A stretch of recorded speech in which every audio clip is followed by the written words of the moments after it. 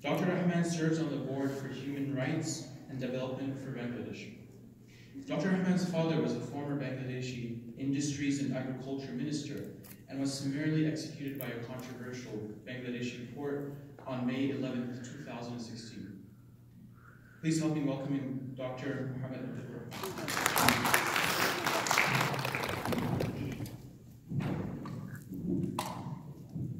Alhamdulillah, wassalatu wassalamu ala rasulillah wa ala alihi wa ashabihi ajma'in.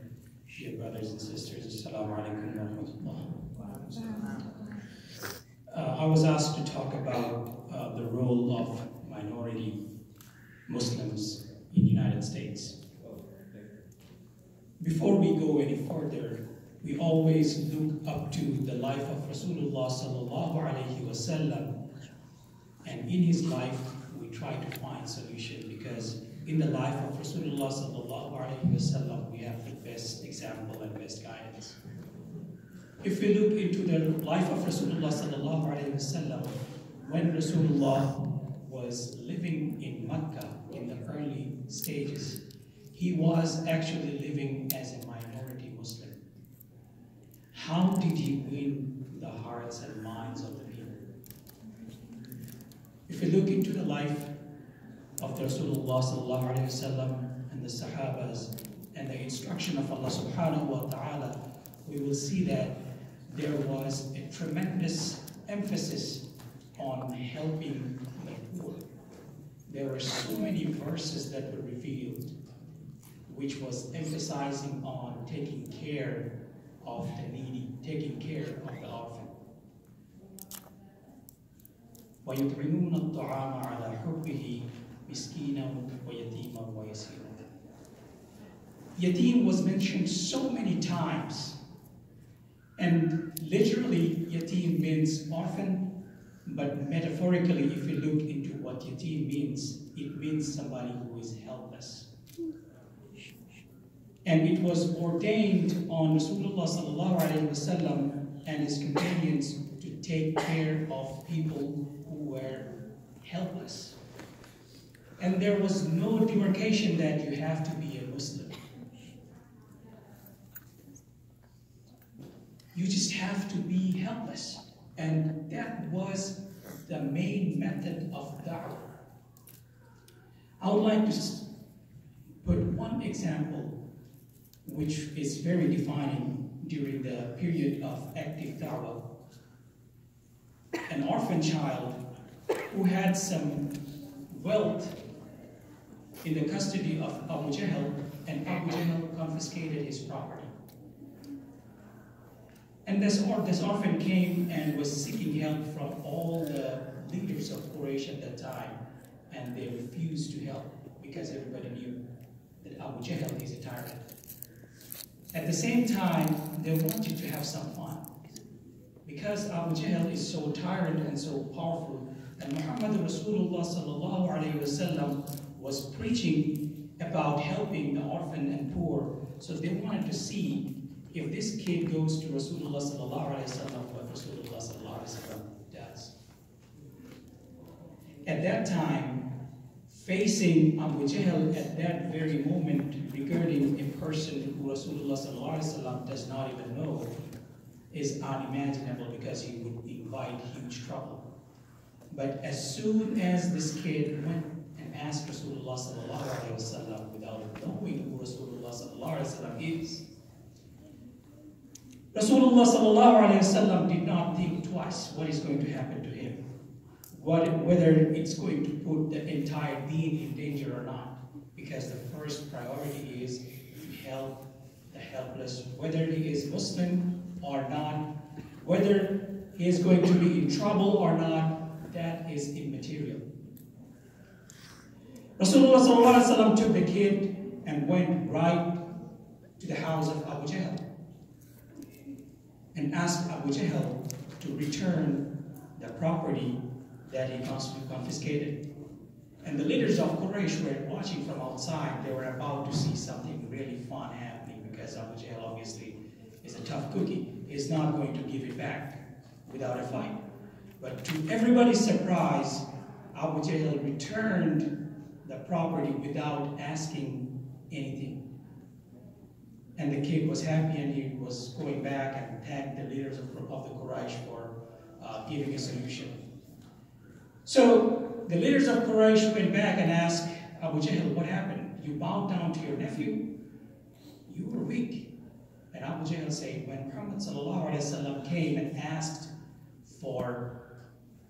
demanded I return the property, I almost saw something amazing, and it almost seemed like if I did not return, I would have severe consequences. That was the sunnah of Rasulullah ﷺ.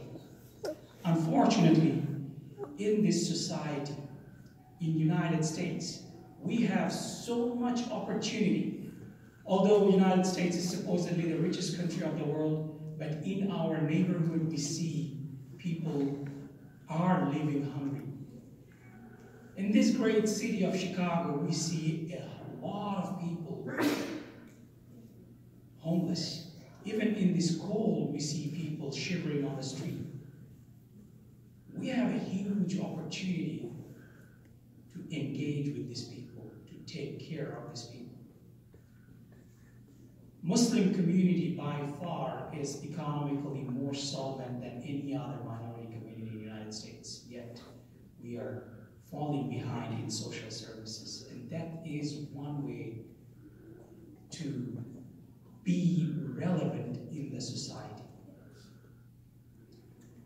Rasulullah ﷺ faced the worst kind of Islamophobia, and the way to fight Islamophobia is not coming up with all those logics, coming up with nice, catchy statements. The way to fight Islamophobia is to win the heart of the people. And the way to win the heart of the people is to social service, taking care of the needy, taking care of the helpless, taking care of the homeless, taking care of anybody who is needing help.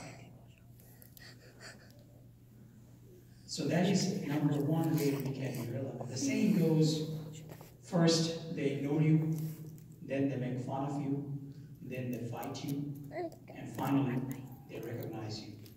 And it is true for any community, not just Muslims. In the United States, we have been ignored for so many years. We have been made fun of. We passed those two phases. Now we are encountering a phase where we are being attacked. That's the third stage. And we have to survive that stage in order to be recognized. And the way we can survive it is working together, trying to win the hearts and minds of the people. There are so many systemic oppression going on in this country against our African American brothers. And believe it or not, brothers and sisters, we try to lecture our kids about the glorious past of Bilal ibn Rabah, but we have racism in our own community. We have to get past that if we want to be recognized. We have immigrant community being attacked. Right now, there is tremendous sufferings at the borders. We have an opportunity to take care of those helpless people. Anybody who is facing injustice, it is our religious duty to stand behind them. And that is when we expect others to come and defend us when we are in trouble.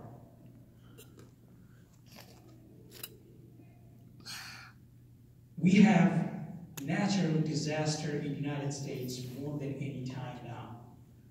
I live in North Carolina. We face 2 back-to-back hurricanes, floodings. Alhamdulillah, Muslim relief organizations are doing their part, but we have an opportunity to do more.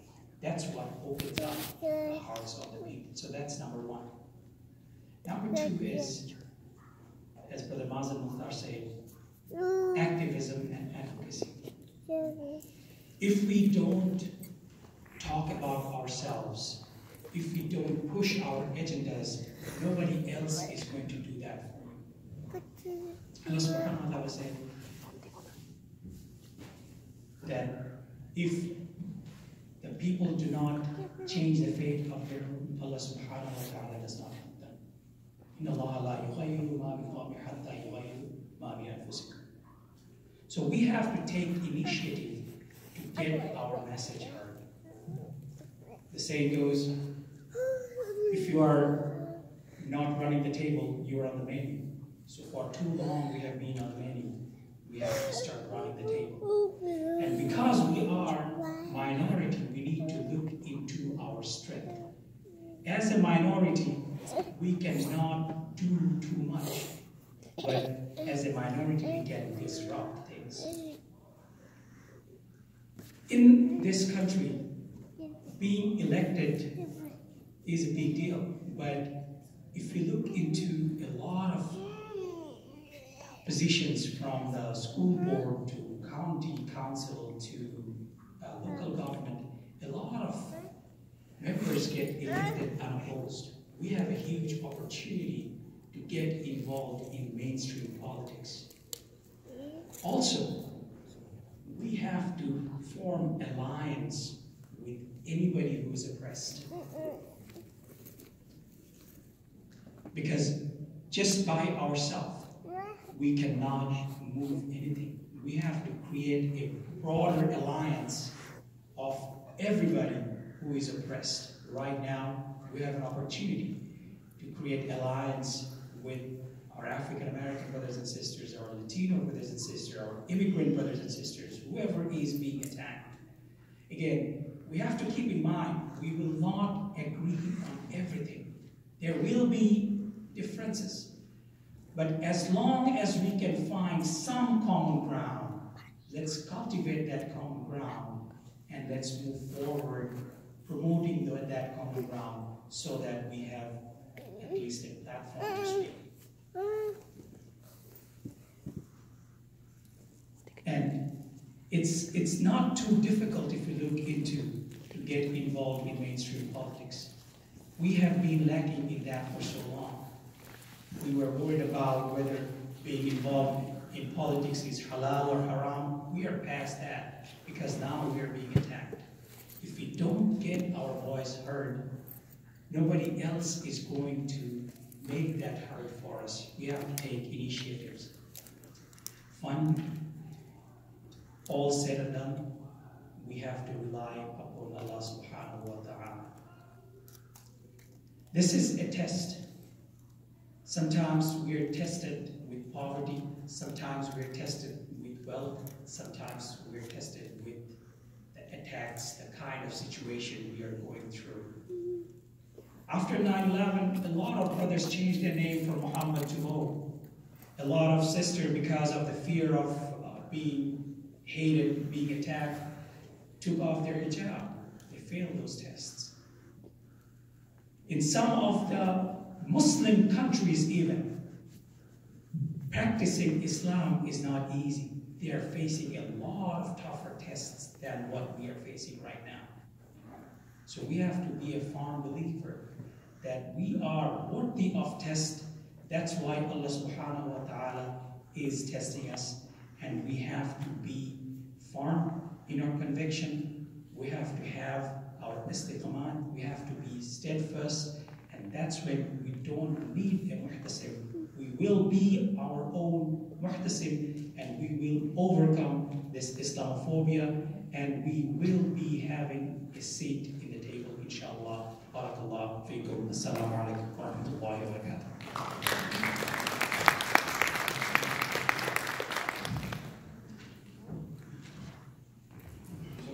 Dr. Rahman for the inspiring words. Next we have Brother Masood Ahmed.